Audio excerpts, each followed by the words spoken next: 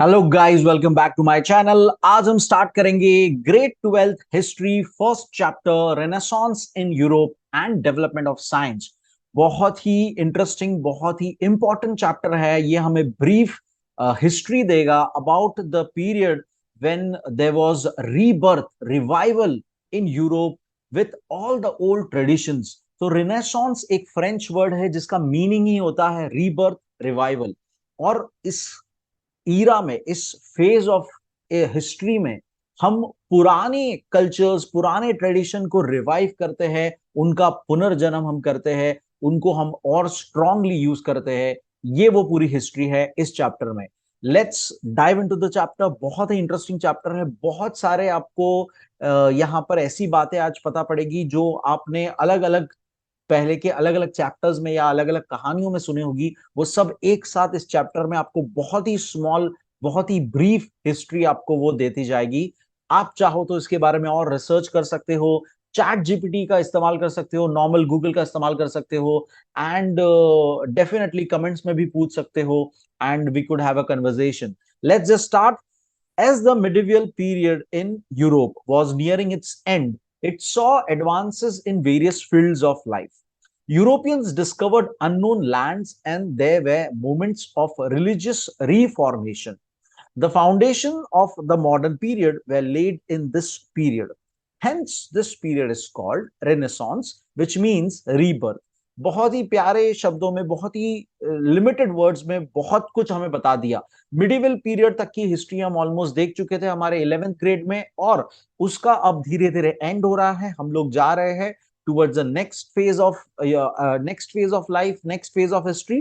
तो modern period जो आज अभी हमारा जो चल रहा है, वो उसका फाउंडेशन जो है, ये वो स्टेज है, ये वो पीरियड की हम बात करने वाले, हम उस ईरा की बात करने वाले हैं जिसके अंदर यूरोपियंस जो थे वो अलग अलग सब लोग जुटे हुए थे कि न्यू लैंड्स को ढूंढा जाए, न्यू न्यू जगह एक्सप्लोर की जाए। और सब कुछ क्यों करना है? हमें रिसोर्सेस चाहिए, पॉपुलेशन धीरे धीरे बढ़ रहा है, हमें एम्प्लॉयमेंट चाहिए, हमें बेटर हमारा लाइफस्टाइल करने के लिए जो रिसोर्सेस चाहिए, उसके लिए लैंड चाहिए। तो land is the most important resource, most important thing for any business और any thing you want to start.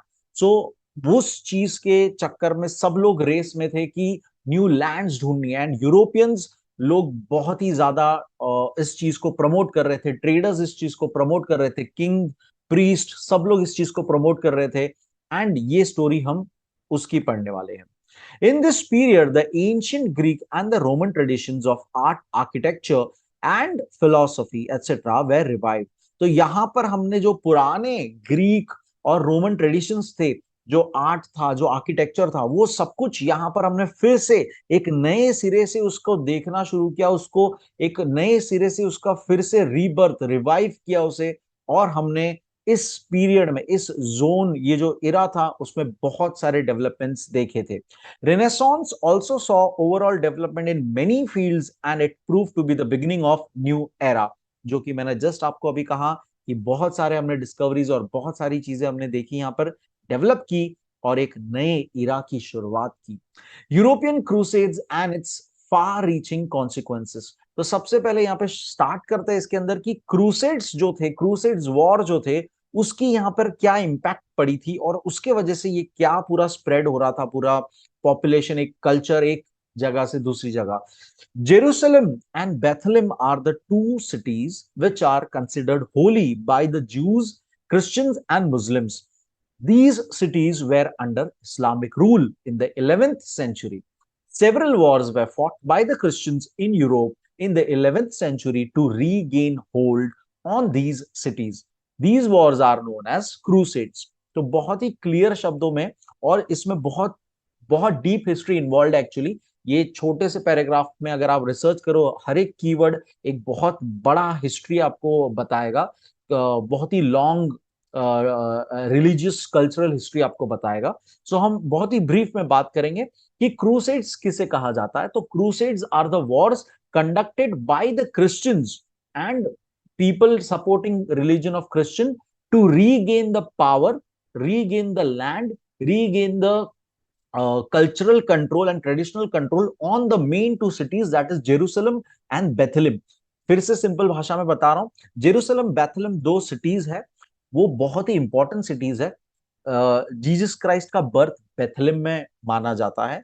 Jerusalem में उन्हें क्रूसिफाई किया गया था, वहीं पे उन्होंने प्रीचिंग की थी, वहीं पे उनका फिर से रीबर्थ भी वहीं पे होता है आफ्टर 3 days ऑफ क्रूसिफिकेशन। सो ये सारी ट्रेडिशनल और हिस्टोरिकल एडवांटेज की वजह से क्रिश्चियंस उसे बहुत इंपॉर्टेंट मानते हैं। उसी तरह से जूज भी उसे बहुत इंपॉर्टेंट मानते हैं। जूज की भी काफी हिस्ट्री उससे जुड़ी हुई है। जूज वहां पे ओरिजिनली थे। ओल्ड बाइबल, जो ओल्ड टेस्टामेंट हम जो हिब्रू बाइबल कहते हैं, वो वहीं से जुड़ी है सारी की सारी बातें। और बहुत से जो सेंट्स हैं, जैसे कि किंग डेविड हो गए, किंग सोलोमन हो गए, किंग सोलोमन को हम इस्लामिक टर्म्स में सुलेमान के नाम से जानते हैं। वैसे ही डेविड को हम इस्लाम के नाम में दाऊद के नाम से जानते हैं। तो ये इन जो ये मेन रिलीजन्स बने हैं, इस्लाम, क्रिश्चियनिटी और जूस, ये लोग की स्टोरीज आपस में बहुत ही ज्यादा लिंक्ड है। इनके सेंट्स और इनके प्रोफेट्स जो रहे हैं, उनकी लाइनेज बहुत ही ज्यादा कॉमन रही है पहले। इन्हें एब्राहिमिक लाइनेज कहा जाता है। ये सभी एब्राहिमिक लाइनेज में आते हैं। प्रोफेट मोहम्मद से लेकर जीसस क्राइस्ट, ये सब लोग एब्राहिमिक रिलीजन में पढ़ते हैं, लाइनेज में पढ़ते हैं। और ये आगे जाके स्प्लिट हो गए क्योंकि लोगों ने अपनी आइडिया बना दी और अपना एक उसमें रिलीजन क्रिएट करके एक ये लोग सब डिवाइड हो गए। तो ये एक बहुत ही डीप हिस्ट्री है। इसके बारे में आप जितना रिसर्च करेंगे उतना आपको कम लगेगा और उतना नॉलेज आपका बढ़ेगा। तो आप खुद से एक्सप्लोर करिएगा इस टॉपिक्स को। यहाँ हम सिर्फ चैप्टर में उसका बे एकदम ही सरफेस पे है और बहुत ही ब्रीफ। हमें ये समझना है कि जेरूसलम और बेथलेम बहुत ही इंपॉर्टेंट सिटीज है, बहुत ही इंपॉर्टेंट लैंड एरियाज है, जहां पर तीनों का इंटरेस्ट है, जूज, क्रिश्चियंस और मुस्लिम। और उस टाइम पे इस्लामिक रूल बहुत ही ज्यादा फॉर्म में, बहुत ही ज्यादा पॉपुलर हो रहा था, बहुत ही ज्यादा स्प्रेड हो रहा था। उसी को काउंटर करने के लिए उस टाइम पे जो रोमन एम्पायर, जो पोप थे, जो क्रिश्चियनिटी रिलीजन के हेड जो पोप थे, उन्होंने स्टार्ट किए थे क्रूसेड्स और पूरे यूरोप में ये कॉलिंग की थी कि हमें लड़ना है। और हर जगह से लोग, हर कंट्री से लोग इन्वॉल्व हो रहे थे, क्रिश्चियंस सारे इन्वॉल्व हो रहे थे और वॉर हो रही थी। सो उसी को क्रूसेड्स कहा जाता है। Supporting the crusades, the common people in Europe were highly inspired by the idea of being part of the wars which were fought for the cause of religion. तो लोगों को, कॉमन लोगों को बहुत ज्यादा उसमें जोश आ गया था कि हम एक बहुत बड़े एक गोल के लिए लड़ रहे हैं, हम अपने रिलीजन को डिफेंड करने के लिए लड़ रहे हैं। Pope, the highest authority of the Catholic church, had announced that those who fought in a crusade would be forgiven of their sins and would immediately go to heaven. तो जैसे कि हमेशा से रहा है कि जो पावरफुल रिलीजियस पीपल होते हैं, वो लोग बहुत अच्छे से अपने अपने फॉलोअर्स को एक तरह से ब्रेन वॉश करना जानते हैं, उनपे मेंटली इमोशनली कंट्रोल करना जानते हैं। तो उन्होंने ये डिक्लेयर किया था, पोप ने ये डिक्लेयर किया था कि जो जो क्रूसेड में पार्ट लेगा, जो जो इस वॉर का हिस्सा बनेगा, वो सीधा हेवन में जाएगा, सीधा स्वर्ग का उसे रास्ता मिलेगा, उसके सारे पाप धुल जाएंगे।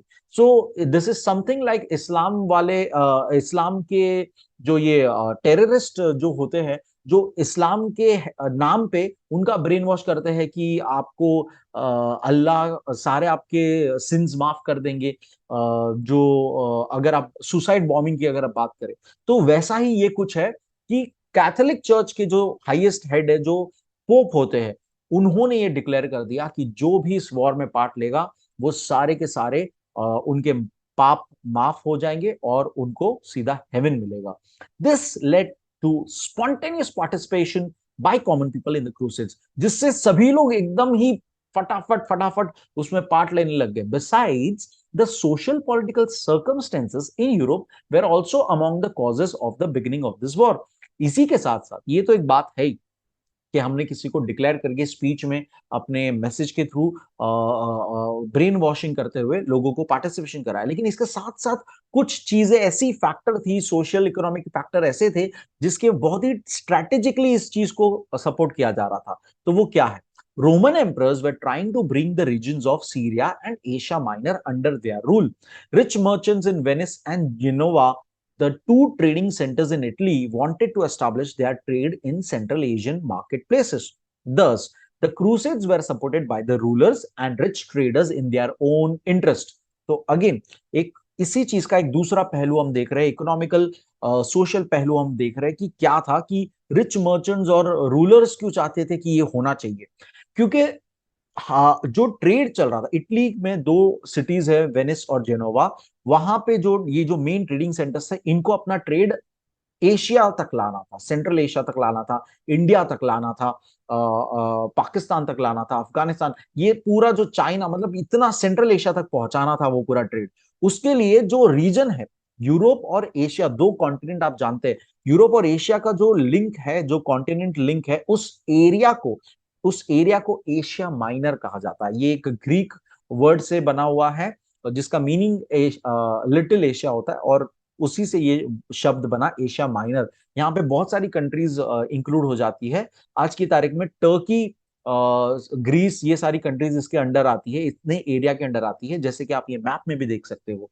So this is the link between, simple भाषा में, this is the link between Europe continent and the Asia continent. ये दोनों के बीच का जो जो जो क्लोजेस्ट पॉइंट है, उतने रीजन को एशिया माइनर कहा जाता है। ये पॉइंट ट्रैवलर्स के लिए, जो एक पॉइंट से दूसरे पॉइंट यूरोप से एशिया जाते थे, उनके लिए एक बहुत अच्छा स्पॉट था, मीटिंग स्पॉट था। एंड दैट इज वाई ये बहुत ही इंपॉर्टेंट, बिजनेस पर्सपेक्टिव से बहुत ही इंपॉर्टेंट स्पॉट था ट्रेडर्स के लिए। और ये लोग इसको कंट्रोल करना चाहते थे ताकि ट्रेडिंग वो और बेटर कर सके, एंड इसीलिए उन्होंने क्रूसेड्स को सपोर्ट किया, ताकि जो इस्लामिक रूल के थ्रू वो सब एरिया कंट्रोल में इस्लामिक रूलर्स के अंडर है, वो रोमन और कैथोलिक क्रिश्चियंस के अंडर आ जाए, ताकि ये ट्रेड इजीली कर सके। तो ये एक स्मॉल अगेन बैकग्राउंड हो गया उसका। The first crusade started in 1096 common era. While giving a call for the Second Crusade, Pope Eugenius III sought help from the French King Louis VII and the German King Conrad III. तो हमें crusades एक long period of Wars है, बहुत ही एक you need to understand 20 to 40 period years of war पूरा हो रहा है। और हम फर्स्ट क्रूसेड कब हुआ था?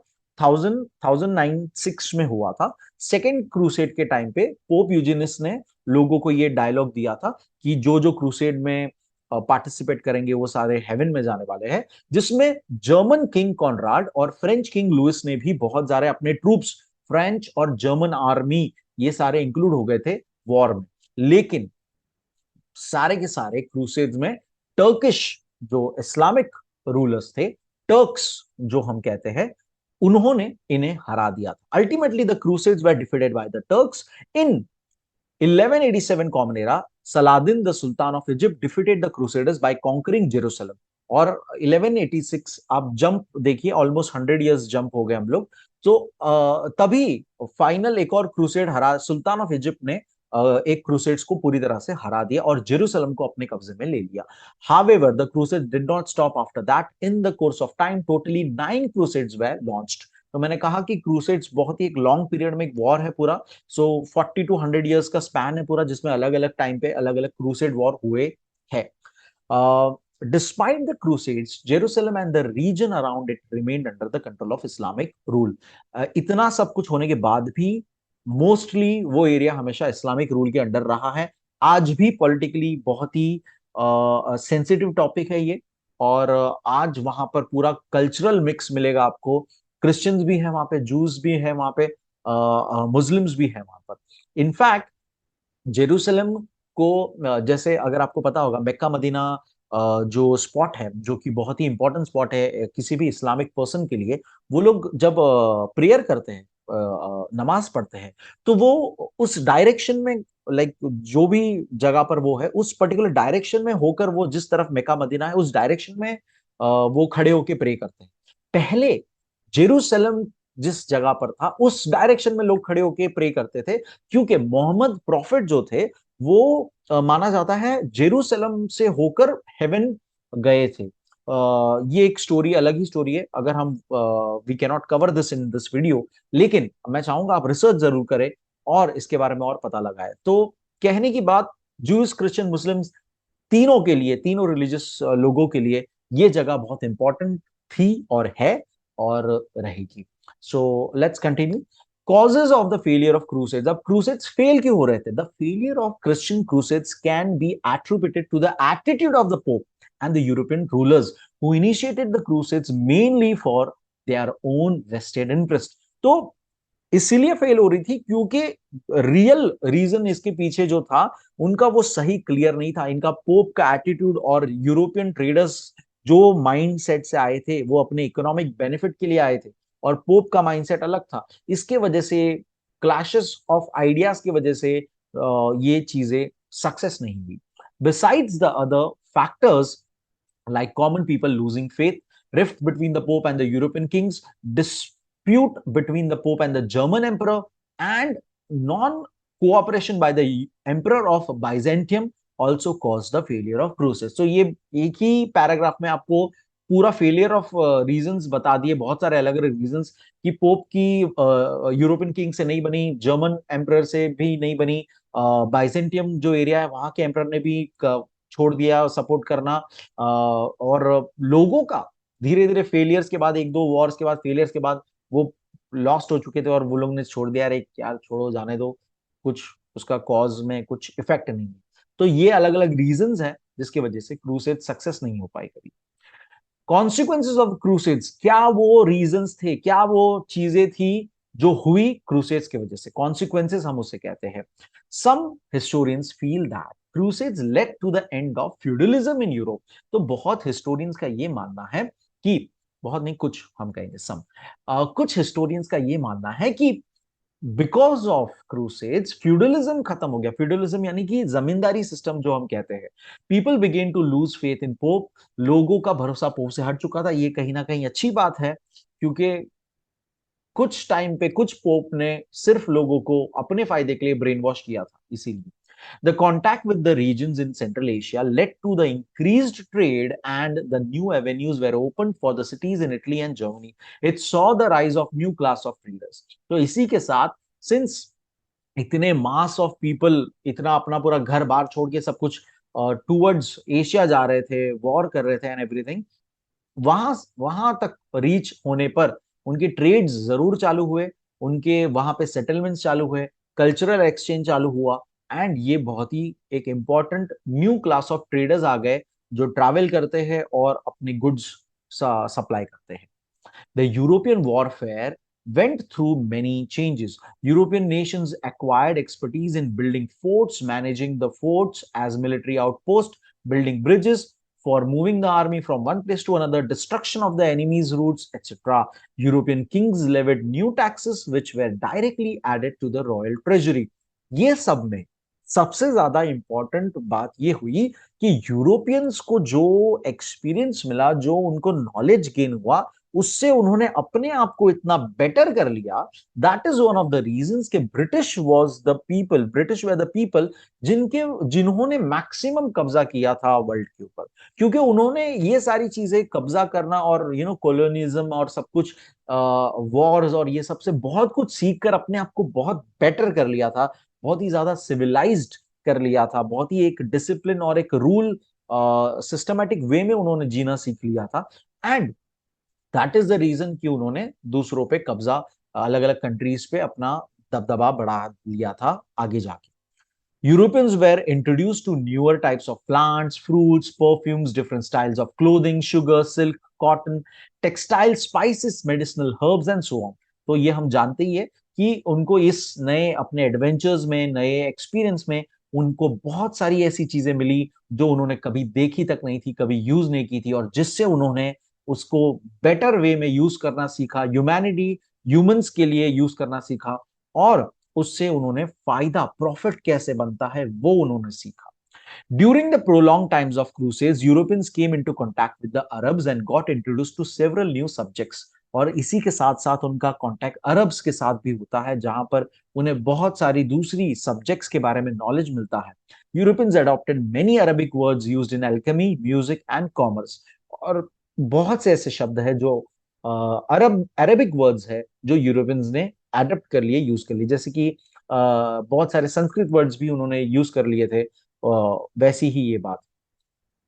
रेनेसांस पीरियड इन यूरोप, अब एक्चुअल हम अब वो पूरा जो ये रीबर्थ, रिवाइवल, पूरा जो हम अपने आप को डिस्कवर कर रहे हैं, न्यू वेज ऑफ लाइफ और न्यू चीजें, पुरानी चीजों को दिमाग में रखते हुए न्यू चीजें हम करते जा रहे हैं, उस पीरियड की हम बात करेंगे यूरोप में पूरा। The European Renaissance began in the 14th century Common Era and reached its zenith in 15th to 16th century Common Era. करीब 14th century Common Era में ये स्टार्ट शुरुआत हो चुकी थी और सबसे ज्यादा पीक, जेनिथ यानी कि सबसे ज्यादा highest point of that period, highest best phase of that period, वो पीक पे पहुंचा in during between 15th to 16th century.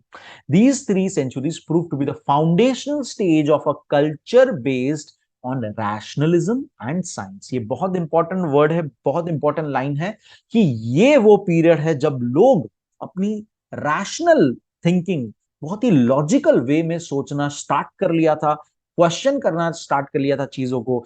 Brain washed people अब नहीं मिलते हैं। अब अगर पोप कुछ बोले और वो बस मान ले, ऐसा नहीं होता, वो क्वेश्चन करते थे, वो आर्ग्यू करते थे, वो रीजनिंग ढूंढते थे, क्यों, कैसे कोई चीज हो रही है। सो रैशनलिज्म और साइंस के लिए फील्ड बहुत ही गोल्ड माइन साबित होती है हमारे लिए, जिससे हम और बेटर डिस्कवरीज करते हैं। This period gave a new direction to human intellect, genius, and way of life. People got more interested in unfolding the mysteries of the universe by adopting scientific approach. Many people began to write poetry, drama, fiction, a field that had remained untouched so far. So लोगों ने ये creativity उनके अंदर जागरूक कर दी, because after logical rational thinking के बाद आपके अंदर क्रिएटिविटी आ जाती है। तो ये लोगों ने डेवलप किया, ये लोगों ने स्टार्ट किया, अपने आप को एक्सप्रेस करना स्टार्ट किया, एंड पोइट्रीज, ड्रामाज, फिक्शन लिखना स्टार्ट कर दिया था। Novel experiments way conducted in the field of science, बहुत ही ज्यादा एक्सपेरिमेंट्स अलग अलग किए जाते थे फील्ड ऑफ साइंस में। In the pre renaissance times the thought about the existence of the universe revolved around the concept of God. तो पहले अगर बात करें तो माना जाता था कि जो भी चीज एग्जिस्ट करती है, यूनिवर्स वगैरह जो भी है, वो सब कुछ डायरेक्ट हम गॉड से रिलेट करते थे कि मालिक, गॉड, भगवान ने ये सब कुछ किया है, अल्लाह ने सब कुछ ये किया है, ये हमारा एक कंसेप्ट था डायरेक्ट। उसके पीछे हम रीजनिंग नहीं करते थे कि कैसे किया, क्यों किया, ये हम नहीं करते थे, क्वेश्चन नहीं करते थे हम। लेकिन रेनेसांस पीरियड में हमने उसे क्वेश्चन किया कि क्या, कैसे हुआ ये, हाउ एग्जैक्टली इट हैपेंड। तो ये चीज जो चेंज आई, तो नाउ जो रेनेसांस की बात करें, humans from the centre of this thought, human centre of thought हो गया था। This way of thinking is called humanism. इसे ह्यूमैनिज्म कहा जाता है, जिसके अंदर हम लॉजिकल रीजनिंग करने के पीछे लगते हैं कि यार हम पहले समझते थे ऐसे ही क्रिएट नहीं, नहीं, हमें पता है बिग बैंग थियरी, हमारे पास एक साइंटिफिक आंसर है उस चीज का। तो ये चीज अब आ गई थी, साइंटिफिक थिंकिंग आ चुकी थी।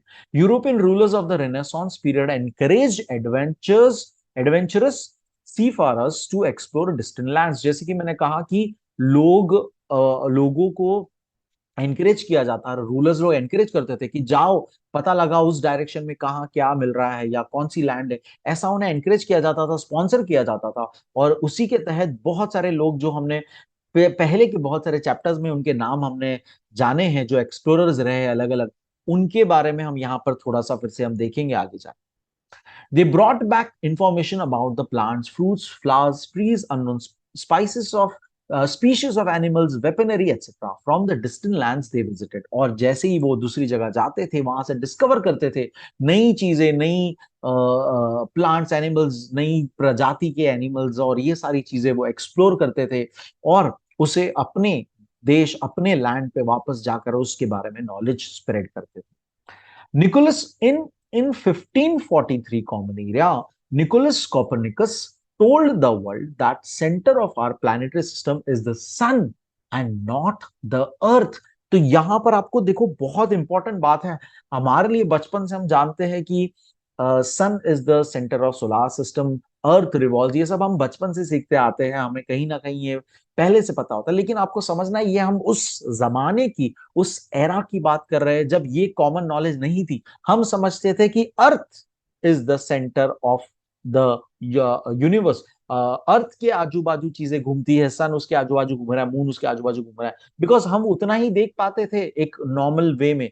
ये चेंज हो गई पूरी आइडिया। ये जो आइडिया थी, टॉलमी की आइडिया थी, जहां तक मुझे याद है, ये कंसेप्ट चेंज हो गया और निकोलस कोपरनिकस ने बहुत ही क्रेजी आइडिया दे दी, जो उस टाइम पे लोग सच में उसे क्रेजी समझते थे कि ये तो बकवास कर रहा है, ऐसा पॉसिबल नहीं है। लेकिन ये जब डिस्कवर हुई, ये आइडिया जब सामने लोगों ने साइंटिफिकली प्रूफ की, हमारा वे ऑफ थिंकिंग, हमारा वे ऑफ लाइफ चेंज हो गया।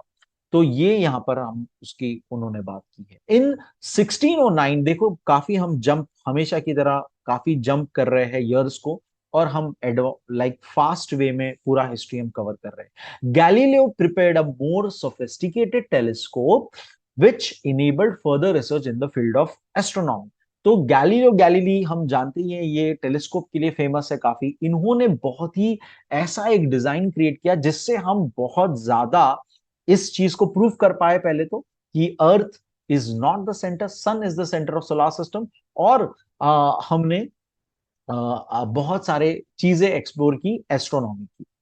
The theories propounded by Copernicus and Kepler could be supported by the empirical observations made possible by Galileo's telescope। तो जैसे कि मैंने कहा कि कोपरनिकस ने जो आइडिया, ये थियरी था अभी तक, उन्होंने एक आइडिया रखी, उसको प्रूव करने के लिए हमारे पास कुछ चीजें थी नहीं अब तक। तो वो चीज एम्पेरिकल थिंकिंग, अगर आपको याद होगा तो हमने ग्रेड 11 के फर्स्ट चैप्टर में, ग्रेड 10 के फर्स्ट चैप्टर में ये वर्ड सीखा था। एम्पेरिकल थिंकिंग रखना, साइंटिफिक थिंकिंग रखना, रीजनिंग रखना, उसके थ्रू हम अब टेलीस्कोप के थ्रू हम वो चीज रीजनिंग कर सकते हैं कि यार देखो, ये देखो कि सन इज द सेंटर, हम घूम रहे हैं, दूसरे प्लैनेट्स घूम रहे हैं, अर्थ is not the centre of universe.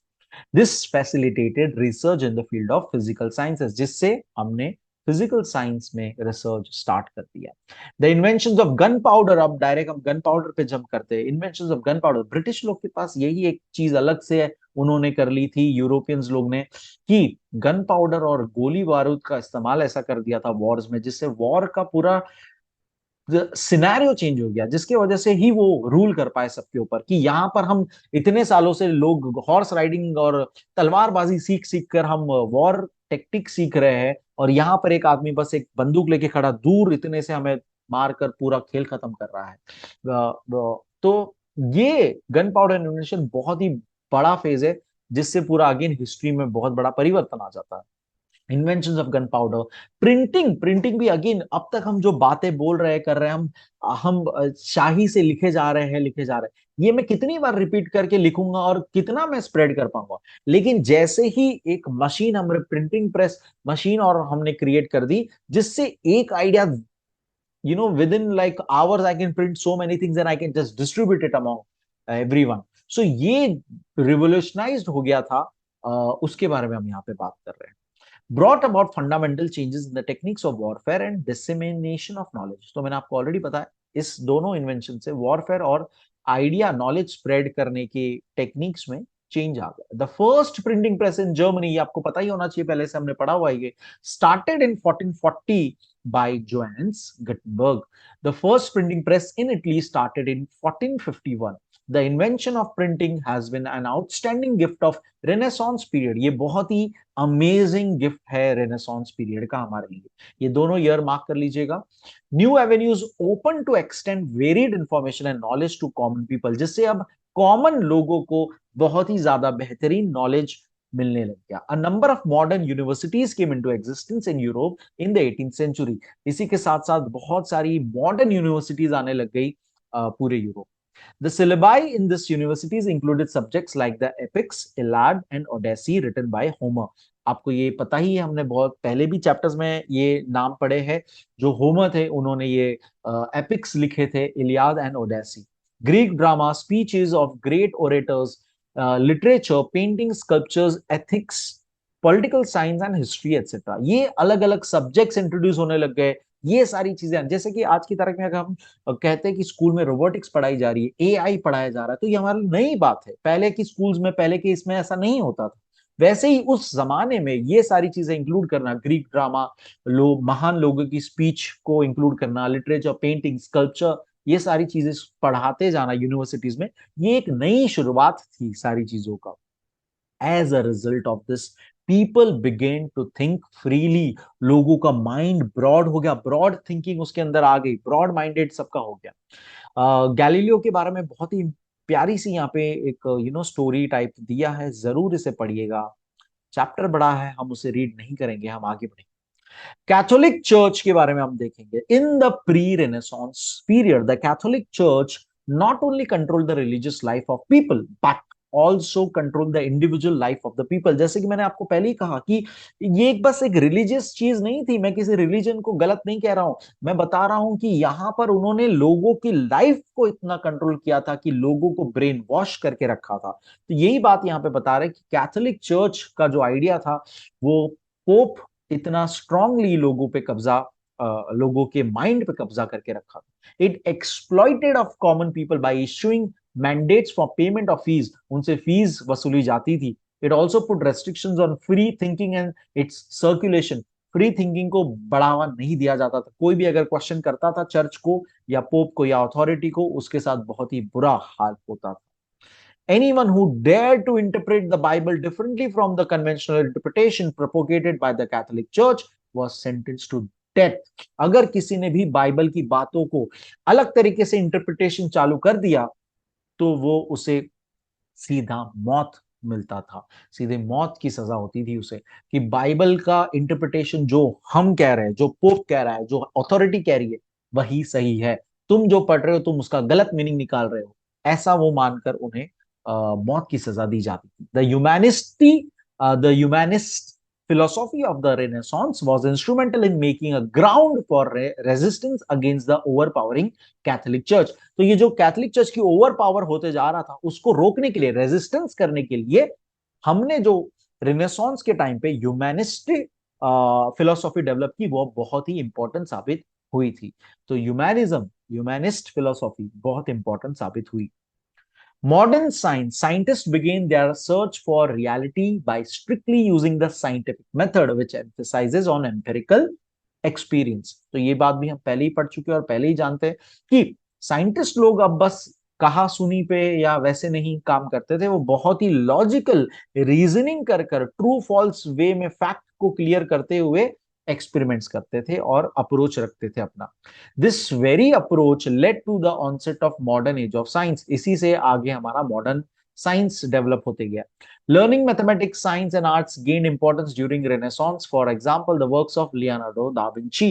तो लियोनार्डो दा विंची उस जमाने के रेनेसांस के बहुत ही इंपॉर्टेंट कैरेक्टर माने जाते हैं, जिन्होंने मोनालिसा पेंट की थी, जिन्होंने बहुत सारे चर्च के चैपल्स वगैरह पेंट किए थे। बहुत इंपॉर्टेंट इनके नॉलेज रही है, बहुत ही यूनिक पर्सन थे। इनकी मैंने एक बायोग्राफिकल किताब पढ़ी थी।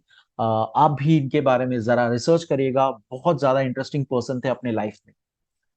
Arts during Renaissance, the scientific approach influenced the field of arts as well. In this period, alchemy began to separate from its mystical roots and later transform into the scientific discipline of chemistry. तो जो alchemy थी, पहले alchemy जो लोग समझते थे, जादू समझते थे कि उसको सोना, हमने चीज कलर बदल दी, हमने उसको इसका चेंज कर दिया, उसका हमें अब रूट्स पता पड़ गया कि भाई केमिकल रिएक्शन हो रहा है, इसके पीछे एटम्स इन्वॉल्व है, इसके पीछे केमिकल बैलेंस इक्वेशन इन्वॉल्व है। ये हमें रूट्स पता पड़ गया और उसने केमिस्ट्री का फॉर्म ले लिया, जिसे आज की तारीख में हम केमिस्ट्री के नाम से जानते हैं और पढ़ते हैं।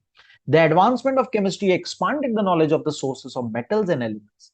A significant change was introduced in the field of paintings. Paintings के अंदर, इसके अंदर चेंज आ गए।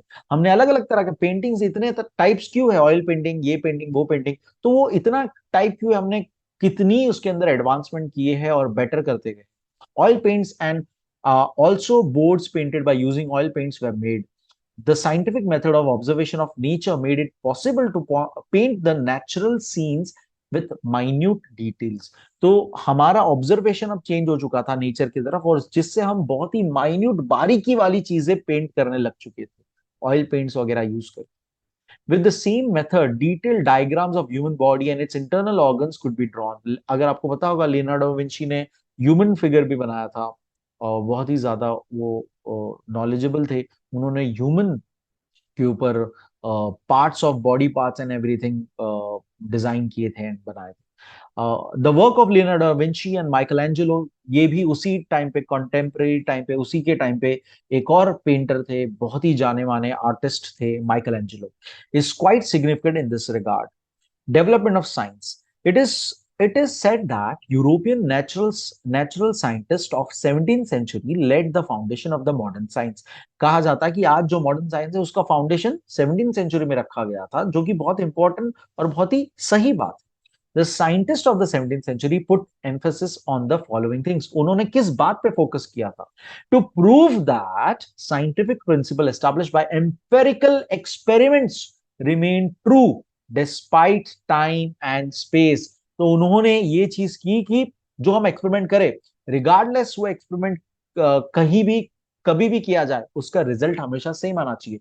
ये बहुत ही इंपॉर्टेंट फैक्टर था साइंटिफिक रिसर्च के लिए, इसीलिए हम लैब रिजल्ट्स को इतना स्ट्रांग मानते हैं। इससे फर्क नहीं पड़ता कि अमेरिका के लैब में किया गया हो या इंडिया के लैब में किया गया हो, ये बहुत इंपॉर्टेंट है हमारे साइंटिफिक स्टडी के लिए। तो ये चीज बहुत इंपॉर्टेंट थी, इस चीज को समझना, इस चीज को मान लेना, एक्सेप्ट कर लेना बहुत जरूरी था उस टाइम पे।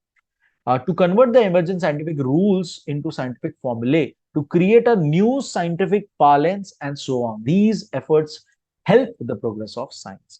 तो जो भी आप प्रूफ करो वो आपका एक्सपेरिमेंट हर जगह पे वैसा ही रिजल्ट्स हर टाइम देना चाहिए, तब जाके हम उसे साइंटिफिक फील्ड में देखेंगे। और ये सारी चीजें हमें विथ हेल्प ऑफ फॉर्मूला ये सब कुछ क्रिएट हमें करना चाहिए। Institutions devoted to the cause of science, उस टाइम पे बहुत सारे हमने देखा यूनिवर्सिटीज वगैरह आ रही थी, तो कुछ स्पेसिफिक इंस्टीट्यूशंस ऐसे थे जो सिर्फ एक पर्टिकुलर डायरेक्शन में ही काम करते। In Europe, some organizations were established for research in science. These organizations published scientific journals. ये अपनी journals निकालते थे जो उनके इन्वेंशंस, एक्सपेरिमेंट्स की बात करते हैं, ताकि लोगों को दूसरे यूनिवर्सिटीज और दूसरे जो अलग साइंटिस्ट है उनको भी ये नॉलेज एक्सचेंज होता रहे और पता पड़े कि ये क्या अलग अलग एक्सपेरिमेंट्स हर जगह पे चल रहे हैं, कितना सक्सेस मिल रहा है, और अपने एक्सपेरिमेंट में वो क्या चेंज कर सकते हैं दूसरे की फेलियर से सीख कर या सक्सेस से सीख। These organizations published scientific journals which included research articles written by scientists, correspondence between them, as also clearing doubts and exchanging thoughts. ये मैंने आपको ऑलरेडी बताया क्या यूज है जर्नल्स का। Among them, Academy of Lynx-Eyed or the Lynchian Academy in Rome, Academy for Experiment in Florence, Royal Society for Improving Natural Knowledge in London, French academy of sciences in France were of prime importance. तो उन्होंने अलग अलग जगहों के 4 बहुत ही important universities, institution के नाम बताए हैं, इससे मार्क कर लीजिएगा। Scientific invention in various fields, अलग अलग क्या एक्चुअल इन्वेंशन हुई थी इसकी बात करेंगे। Various instruments like compass, telescope, thermometer, barometer were invented in this period. ये वही जमाना है जब ये सारी चीजें जो आज हम बड़े इजीली यूज करते हैं और जानते हैं इसके बारे में पहले से ही, वो तब इन्वेंट हुए थे, तब ये बने थे। Microscopes were invented in this period, ये वो जमाना है जब माइक्रोस्कोप बना था, तभी जाकर हम सेल के बारीक सारी चीजें हम देख पा रहे, माइक्रो ऑर्गेनिजम्स देख पा रहे, बैक्टीरिया वगैरह देख पा रहे, उसके बारे में स्टडी कर पा रहे। Robert Boyle, an alchemist, is known for discovering that the absolute pressure and the volume of a gas was inversely proportional.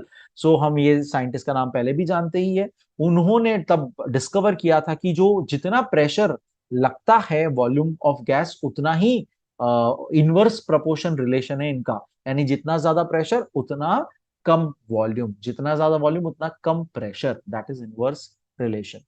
This created interest in further research on gases like hydrogen, nitrogen and oxygen, जिसके तहत अब हम ये एक information आते ही अब हम अलग अलग गैसेस को लेकर इसके ऊपर एक्सपेरिमेंट करने लग जाएंगे, तभी जाकर हम गैस सिलेंडर बना पा रहे हैं। सिलेंडर के अंदर कंप्रेस्ड नेचुरल गैस, कंप्रेस करने के लिए प्रेशर का यूज होता है।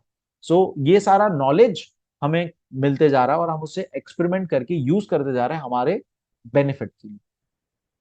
The research in physics was more focused on various aspects of heat and sound.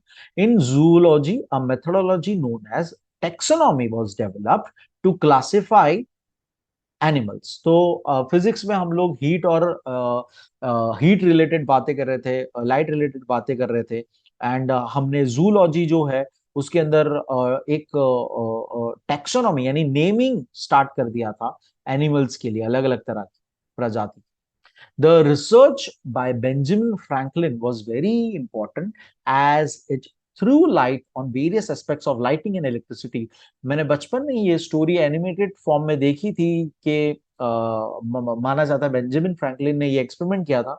उन्होंने काइट, एक बारिश नाइट, लाइटनिंग वाले नाइट में काइट उड़ाई, और काइट का जो पूरा जो मांझा होता है, जिसे मांझा थ्रेड कहते हैं, वो उन्होंने वायर का लिया, एंड वो अपने साइकिल से लगाकर उन्होंने ये एक्सपेरिमेंट किया था, जिससे उन्होंने प्रूफ किया कि जो लाइटनिंग हो रही है वो lightning is nothing but electricity. और उन्होंने इस चीज को हमने बाद में, मतलब हमने इलेक्ट्रिसिटी जनरेट करना सीखा, इलेक्ट्रिसिटी को कंट्रोल करना सीखा जब हमने ये जान लिया कि जो लाइटनिंग होती है वो एक इलेक्ट्रिसिटी है। तो उसी एक्सपेरिमेंट की यहाँ पे बात चल रही है। He coined many technical terms which are used in electrical science every today। तो आज उन्होंने बहुत सारे टर्म्स जो यूज होते हैं वो उन्होंने कॉइन किए थे, उन्होंने वो टर्म्स पहली बार यूज किए थे, जैसे simple as positive, negative charge, ये सब वर्ड्स उन्होंने कॉइन किए थे। टेक्सटाइल इंडस्ट्री, अब टेक्सटाइल कपड़े, कपड़े की चीज में क्या हम अलग अलग करते आ रहे थे, क्या इन्वेंशंस के, क्या चीजें हमने बदल दी। Weaving of woollen cloth was very old cottage industry in England. तो कपड़े सीना, वीव करना, वो बहुत ही एक ओल्ड, सबसे पुरानी चीज है। हम कपड़ा बनाना सीख लिए थे, कपड़े कैसे बुनते हैं, कपड़े बुनना सीख लिए थे। इन द ईयर 1738 जॉन के made and patent flying shuttle, it increase the speed of weaving. तो उन्होंने सबसे पहली मशीन क्रिएट की जो कपड़ा सीने में मदद करती है, जिसे फ्लाइंग शटल कहते हैं। तो ये वीविंग प्रोसेस जो है उसको बढ़ा देती है, उसका स्पीड बढ़ा देती है। The next advance stage was spinning jenny. तो स्पिनिंग जेनी बाद में नेक्स्ट आई, जो फास्ट, ये काम और फास्ट करती है। Spinning frame with multiple spindle, इसके अंदर बहुत सारे स्पिंडल लगे जो बहुत फास्ट कपड़ों के थ्रेड्स को आपस में इंटरलॉक करके कपड़ा जनरेट करती है। The multiple spindles made by James Hargreaves in England। ये अलग अलग पर्सन के नाम आप मार्क करते जाइएगा, किसने कौन सी मशीन बनाने में हेल्प की थी, बनाने इन्वेंशन की थी। One could work 8 spindles simultaneously on this frame and it reduced the amount of labor and time of production। तो 8 स्पिंडल्स का काम हो जाता था। In the year 1769, Richard Arkwright made a more advanced spinning frame which mechanized the process of spinning। जिससे अब 1769 में और बेटर मशीन आ गई, जिससे पूरा और प्रोसेस फास्ट हो गया। बेटर ट्विस्टिंग एंड स्ट्रेंथ, बहुत ही ज्यादा फास्ट हम यार्न्स बनाने लगे। Samuel Crompton invented a more modified spinning machine 1779। और अगेन ऑलमोस्ट 10 साल बाद स्पिनिंग म्यूल करके सैमुअल क्रैम्पटन ने इन्वेंट की मशीन, जो और फास्ट काम करती है और मॉडर्न मशीनरी थी। With this machine the speed of producing cloth increase 200 times. 200 Guna fast काम होने लग गया। मतलब समझ लो कि एक कपड़ा जो पहले 200 दिन में बनता था, वो आज एक ही दिन में बन गया। That is called 200 times faster work हो जाना। तो एक कपड़ा जो 200 दिन लगते थे बनने के लिए, आज वो एक दिन में बन जाता है। इन 1785 common era, Edmund Cartwright invented power loom. In the year 1793, a machine called cotton gin was introduced। This machine was useful in removing cotton seeds from cotton fibers with much greater speed। तो जो cotton हम जो we already know it's a natural fibre, cotton हम लाना पड़ता है, उसमें seeds होते हैं, उसको अलग करना पड़ता है, तब जाके हम फिर उसको यूज कर पाए। तो कॉटन जिन वो मशीन थी जो ये सीड्स को अलग करने में फास्टर वे में हेल्प करती है। सो ये सारे ईयर, इंपॉर्टेंट पर्सन के नेम और उनके इन्वेंशंस लिख लीजिएगा, लिस्ट बना दीजिएगा, एक चार्ट टेबल बना लीजिएगा, ताकि आपको ये इजीली याद रहे, पढ़ने में हेल्प रहे। नेक्स्ट है metallurgy. England had a number of iron mines but it was necessary to advance the technique of smelting in order to acquire pure iron from it. तो हाँ, इंग्लैंड भले ही आयरन माइंस वहां पे बहुत सारे थे, लेकिन हमें ऐसे टेक्निक की जरूरत थी जिससे प्योर आयरन निकाला जा सके एकदम ही। Gradually the fuel for iron furnaces was replaced from wood to coal. धीरे धीरे हम पहले जो वुड इस्तेमाल करते थे फर्नेस जलाने के लिए, अब हम कोल इस्तेमाल करते थे। It facilitated creation of furnaces that could attain much higher temperature, जिससे फायदा ये हुआ कि वुड जितना गर्मी करता था, कोल उससे कहीं ज्यादा गर्म कर सकता था, जिससे और ज्यादा मॉल्टन स्टेट हम अक्वायर कर सकते हैं, जिससे प्योर प्योर मेटल एक्सट्रैक्शन कर सके। ये सारी चीजें लिंक है, बहुत ही कॉमन सेंस की बात है अगर आप उसे सोचे स्टोरी की तरह। It facilitate creation of furnaces that could attain much higher temperature resulting in increase production of iron. तो मैंने जैसे आपको ऑलरेडी बता दिया। Later special machines were made to keep the furnaces burning at a set temperature and to maintenance aeration. अब हमें जलना मतलब अब हद से पार भी नहीं जलना चाहिए, तो अब हमने ऐसी चीजें, ऐसा फर्नेस बना दिया जो टेम्परेचर कंट्रोल कर सके। आज की तारीख में हम गैस का टेम्परेचर कंट्रोल कर सके, ओवंस एंड इंडक्शन का एक्चुअल टेम्परेचर कंट्रोल कर सकते हैं, वो उतने पे ही स्टेबल रहेगा, उससे कम नीचे या ऊपर नहीं जाएगा। तो ये चीज हमने कर ली थी उस टाइम पे। इन 1865 the process of product producing steel from molten iron was invented.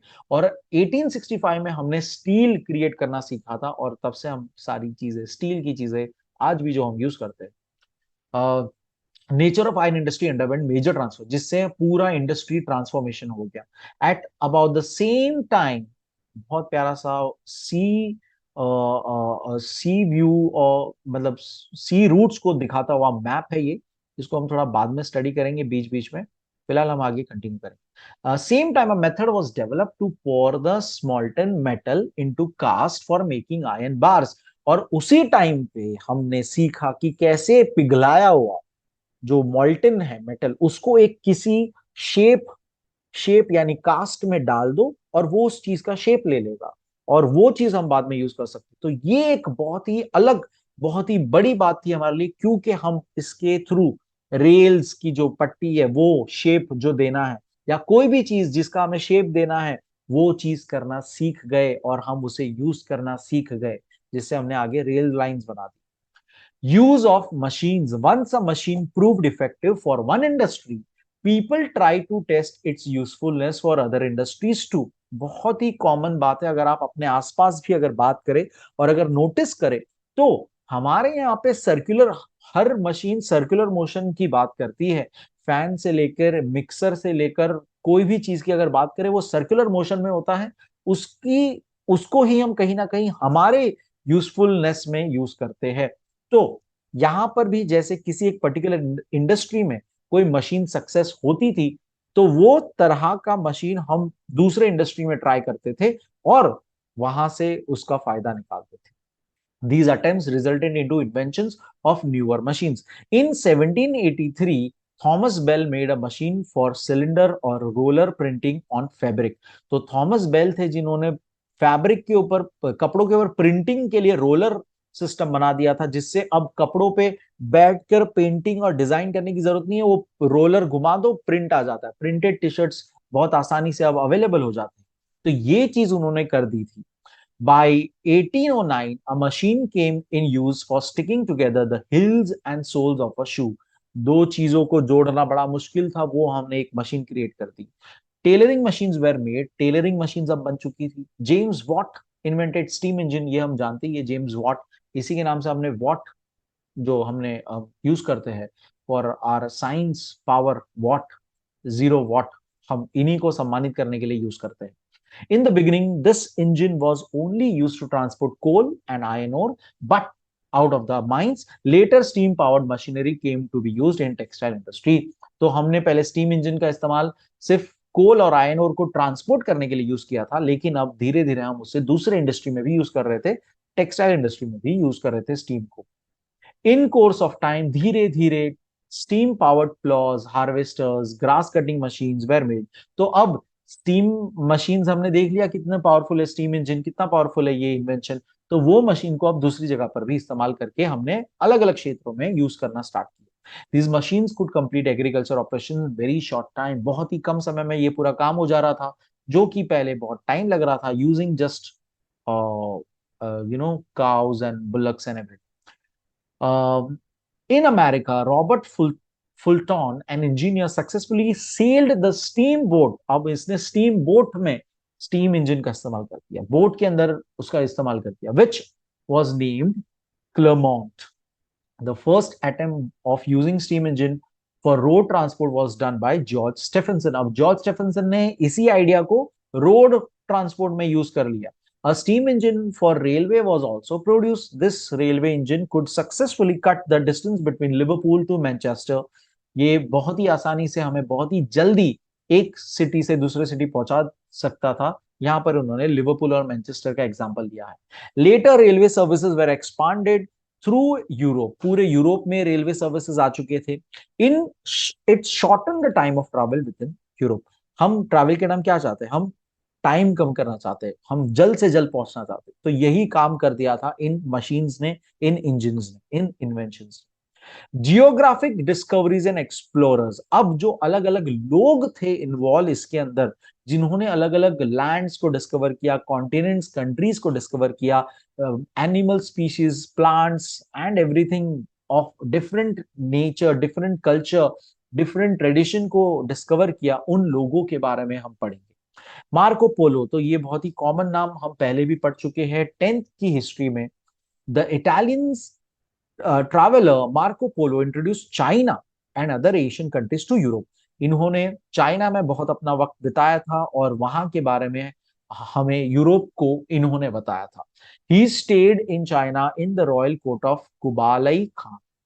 There he studied Mongolian and Chinese language. वहां पर उन्होंने वहां की भाषा भी सीखी. इब्न बतूता, ये भी नाम हम जानते हैं, पहले भी पढ़ चुके हैं. Ibn Battuta was a scholar and famous medieval traveler. Ibn Battuta visited India, Maldives, Sumatra, China, Spain, Sardinia, East and West Africa. ये इतनी अलग अलग जगहों पे वो ट्रैवल कर चुके थे for various reasons. Henry the Navigator, he was the prince of Portugal. ये पोर्चुगल के प्रिंस थे in 15th century.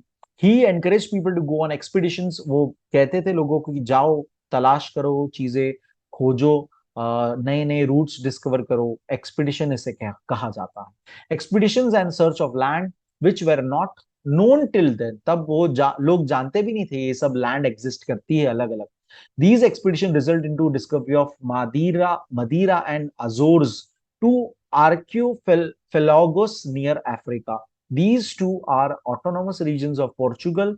The Portuguese began to transport African people to Portugal and sell them as slaves. African gold was also brought back to Portugal by these people. अब again एक छोटे से paragraph में उन्होंने इतना deep history को हमें एक झलक दे दी, लेकिन इसमें बहुत सारी इंफॉर्मेशन उन्होंने प्रोवाइड कर दी है. तो एक्सपीडिशंस के तहत हमें दो ऐसे आइलैंड्स मिले थे जो कि बहुत ही ज्यादा इंपॉर्टेंट है in terms of nature, and वो अफ्रीका के पास थी. अब यहाँ पर ये आज की तारीख में हम पोर्चुगल का रीजन पूरा वो पकड़ते थे. द पोर्चुगीज लोग, वो लोग क्या करते थे, वो लोग वहां पर अफ्रीकन पीपल्स को वहां से स्लेव्स बना बनाकर वहां पर अपने पोर्चुगल में लाके अपना काम करते थे. और यहीं से कहीं शुरुआत होती है स्लेव ट्रेड वाली चीज जो है, वो यहीं से चालू हो जाती है. अगर आपको पता होगा तो इंडिया में भी पोर्चुगीज सेलर्स, पोर्चुगीज लोग पहले आ चुके थे, ब्रिटिश के पहले भी आ चुके थे, मतलब उसके पहले ही यहाँ पे पहुंच चुके थे. और गोवा में काफी वास्को ड गामा, आपको नाम ये पता होगा, काफी उन्होंने गवर्नर वगैरह बने थे. और पूरा उतना एरिया जो है हमारा गोवा लाइन पूरा जो पड़ता है, कर्नाटका गोवा लाइन, वहां पर पोर्चुगीज रूल रहा है हमारे यहाँ पे काफी समय तक. The Portuguese began to transport African people. उन्होंने अफ्रीकन पीपल को पोर्चुगल लाके बेचना शुरू किया और स्लेव ट्रेड चालू हो चुकी थी वहां पर. Bartholomew Dias began his expedition on the orders of King of Portugal, John II. तो जॉन सेकेंड जो थे पोर्चुगल के राजा, उन्होंने डायस को कहा कि जाइए आप एक्सपीडिशंस करें. He reach the southern tip of Africa. वो अफ्रीका के एकदम साउथ टिप पे पहुंच गए, जिसे हम केप ऑफ स्टॉर्म्स, क्योंकि यहाँ पे बहुत सारे स्टॉर्म्स होते थे, तो केप ऑफ स्टॉर्म्स के नाम से पहले तो हमने उसको नाम दिया, और बाद में उसी को आज जाकर अगर हम जानते हैं नाम, केप ऑफ गुड होप के नाम से उसे हम जानते हैं. He was the first seafarer to circumnavigate the African continent. तो ये पहले हैं जिन्होंने using the ship, using the boat, African continent को पूरा का पूरा कवर कर दिया था, सर्कम नेविगेट किया था, उसको पूरा कवर किया था, डिफरेंट पार्ट्स. क्रिस्टोफर कोलंबस, तो ये हम अगेन आप ये नाम जानते होंगे, Christopher Columbus in the year 1453 Istanbul, जो तभी कॉन्स्टेंटिनोपल के नाम से भी जाना जाता था, the capital city of the eastern Roman, जो बाइजेंटीन के नाम से जाना जाता था, वह empire was conquered by the Ottoman army.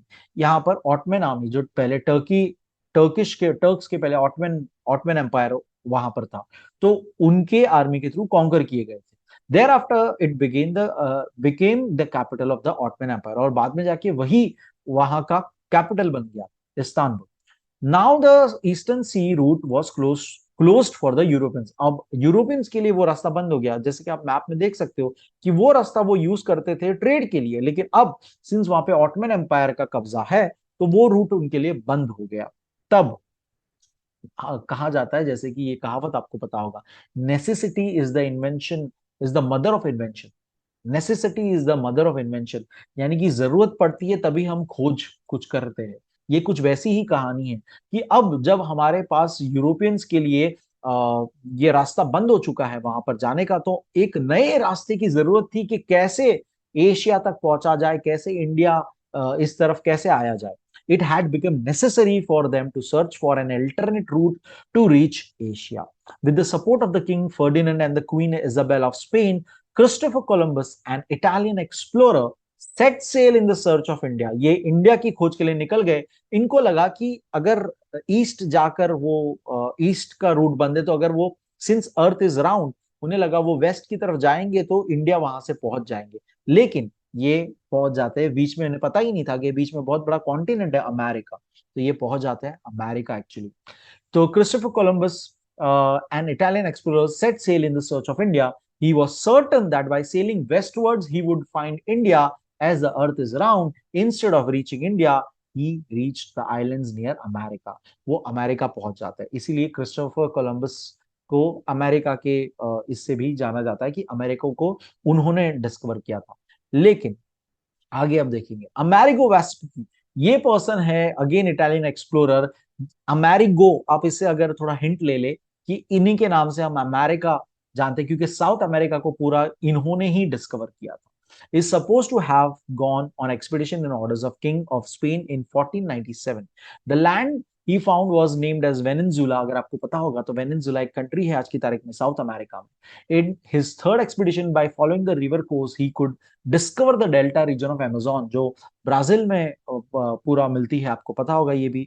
It is believed that America was named after Amerigo। माना जाता है, जैसे मैंने आपको कहा कि इन्हीं के नाम से हम अमेरिका नाम देते हैं। वास्को ड गामा, इनके बारे में अगेन आपको मैं अभी बता रहा था। In the year 1497, Vasco da Gama, the Portuguese seafarer, set sail with a fleet of 4 ships and 170 sailors in the search of India। अब ये इंडिया की तलाश में निकले।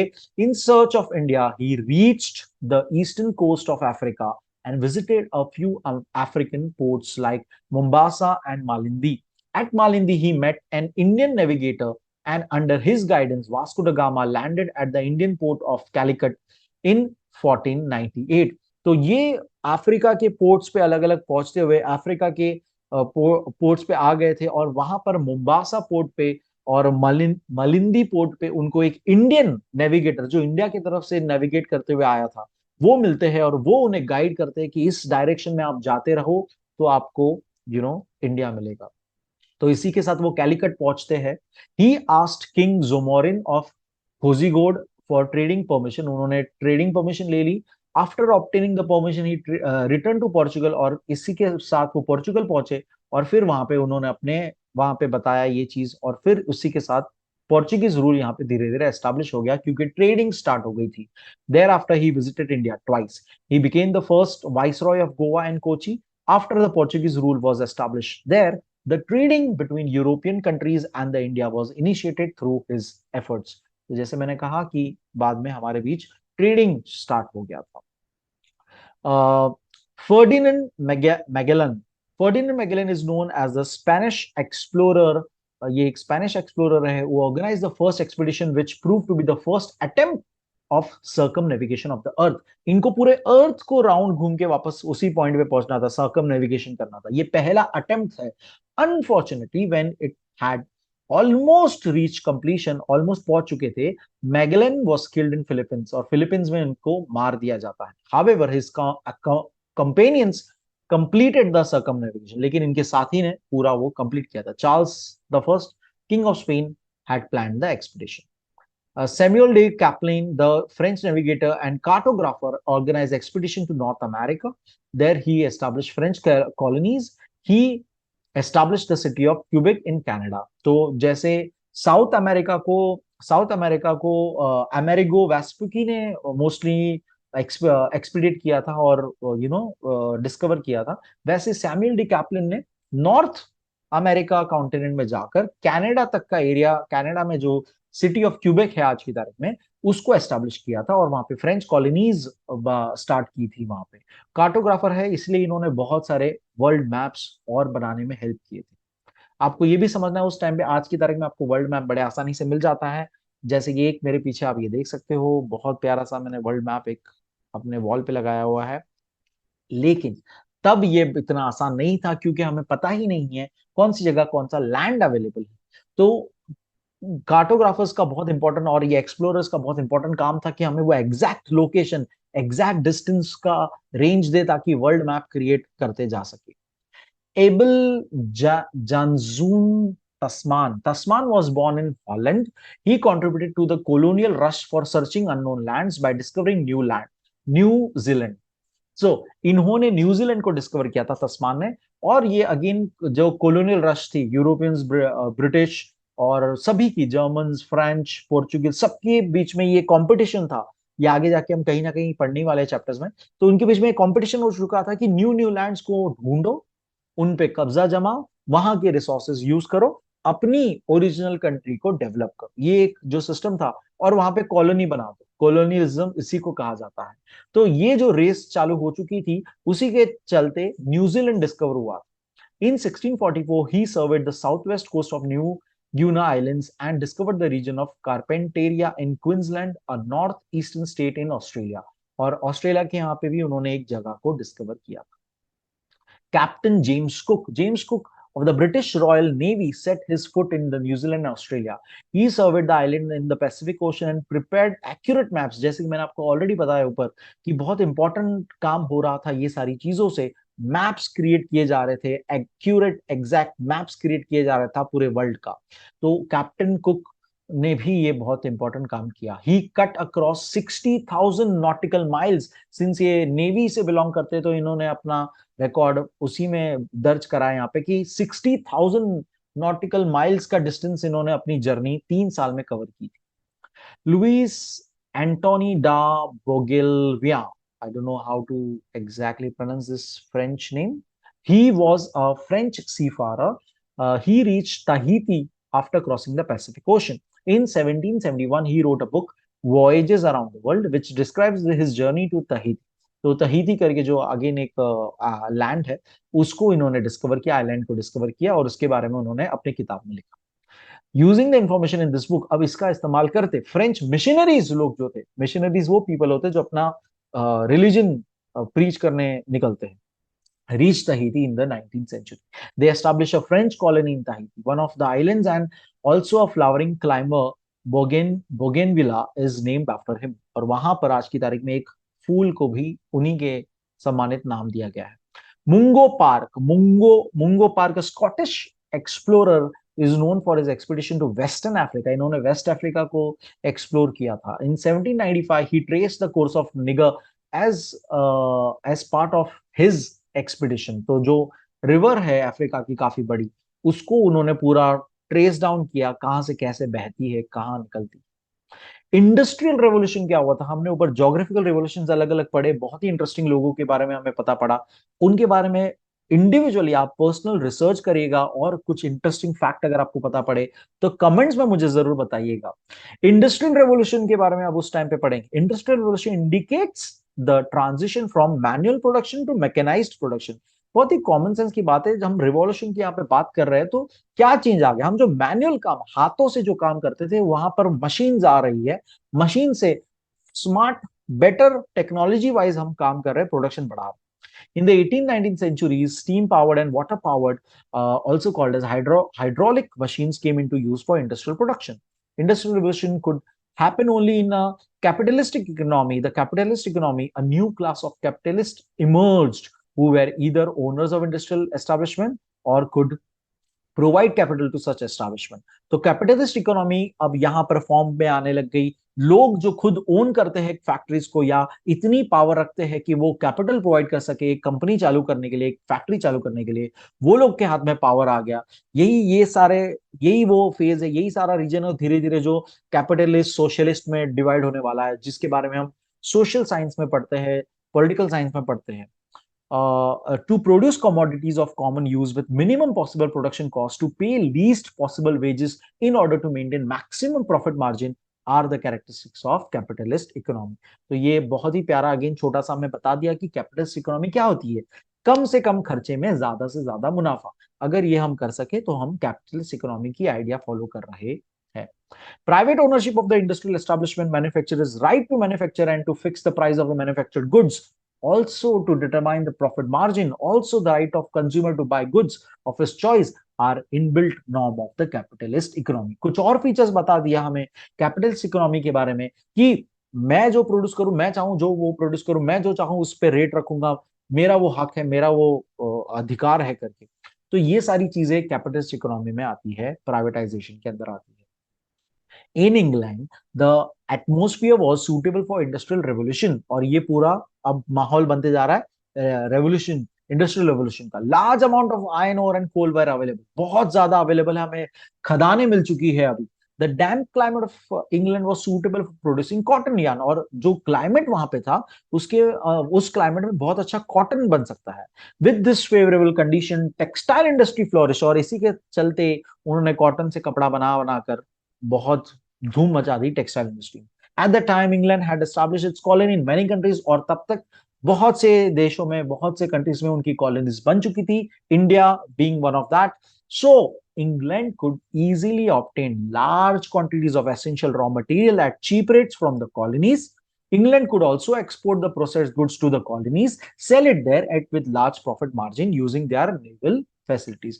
तो कॉलोनीज यानी इंडिया हमारे यहीं से माल लेकर अपने यहाँ लेके जाके उसको एक फिनिश प्रोडक्ट में कन्वर्ट करके वापस हमारे यहाँ लाके हमको ही बेचकर वो प्रॉफिट कमा रहे थे। इस तरह का वो पूरा ओवरऑल ये जो पूरा सिस्टम चालू था, जिसके अगेंस्ट हमने आजादी पाई और जिसके अगेंस्ट हमने स्वदेशी मूवमेंट स्टार्ट किया था कि stop wearing England clothes, stop wearing the British clothes, ताकि उनका प्रॉफिट जीरो हो जाए, ताकि उन्हें लॉस हो जाए बड़ा बड़ा। सो ये पूरा लिंक है, पूरा सब कुछ मेजर हिस्ट्री इवेंट से लिंक है, जिसके बारे में कहीं ना कहीं आगे हम पढ़ेंगे। England could also export the process goods to the colonies, sell it, ये हमने पढ़ लिया। The profits earned in the colonies made large amount of capital available for British merchants, जिसके पास अब बहुत पैसा आने लग गया मर्चेंट्स के पास। Availability of cheap labor made it possible for them to maintain optimum level of cost, और यहाँ पर लेबर बहुत आसानी से चीपली मिल जाता है। आज भी ये होता है, बाहर की कंट्रीज हमारे यहाँ पे कॉल सेंटर्स और बहुत सारी सर्विसेज हमारे यहाँ पे वो आउटसोर्स कराते हैं, क्योंकि इंडिया में लेबर सस्ता पड़ता है उनके यहाँ पे कंट्री में वो चालू करने से better. Availability of cheap labor made it possible for them to maintain the optimum level of cost. These factors giving boost to the economy prepared favorable ground for the onset of industrial revolution in England.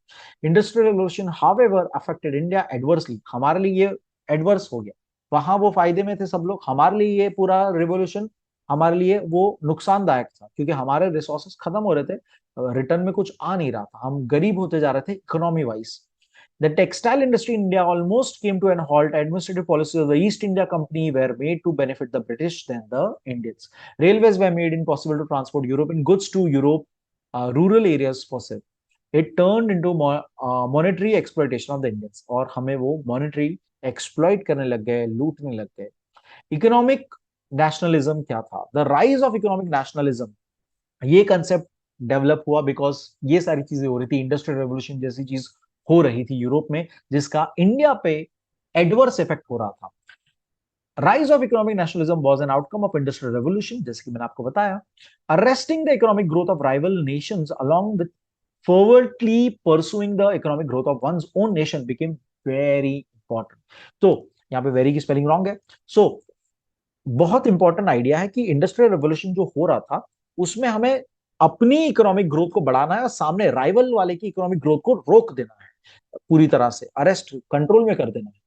ये चीज idea बहुत ही ज्यादा important था। It became important to devise ways to put economic restriction on rival country. इसलिए हम import export पे restriction लगा देते हैं, हमने ये सारी सिस्टम चालू कर दिया। आज भी अगर हम देखें तो हमने रिसेंटली एक न्यूज देखी थी कि अमेरिका में राइस इंडिया से बंद हो रहा है एक्सपोर्ट होना, इसलिए वहां पर भीड़ लग गई थी इंडियंस की to hold the rice and everyone to hold the rice. So ये कुछ चीजें हैं हम जो करते हैं, कुछ चीजों पे बैन लगा देते, कुछ चीजों पे टैक्स बढ़ा देते, ताकि हम इकोनॉमिकली अपने फेवर में चीजें रखें, सामने वाले के फेवर में ना रखें।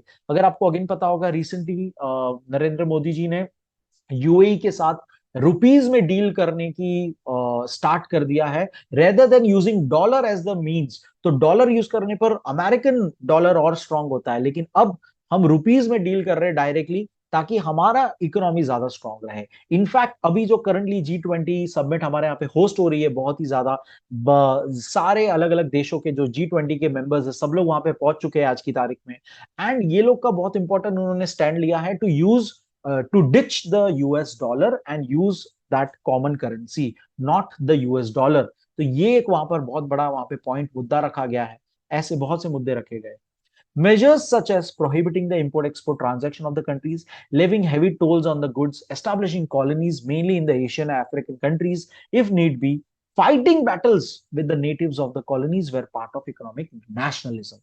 So economic nationalism वो है कि मैं अपनी इकोनॉमी को बचाने के लिए, बढ़ाने के लिए सामने वाले की इकोनॉमी की बैंड बजा दूं, वहां के लोगों को एक्सप्लॉइट कर दूं, जरूरत पड़े तो बैटल भी लड़ूं, और वहां के नेटिव्स यानी वहीं के लोगों की, एक्चुअल लोगों के साथ लड़ाई करके कब्जा करो।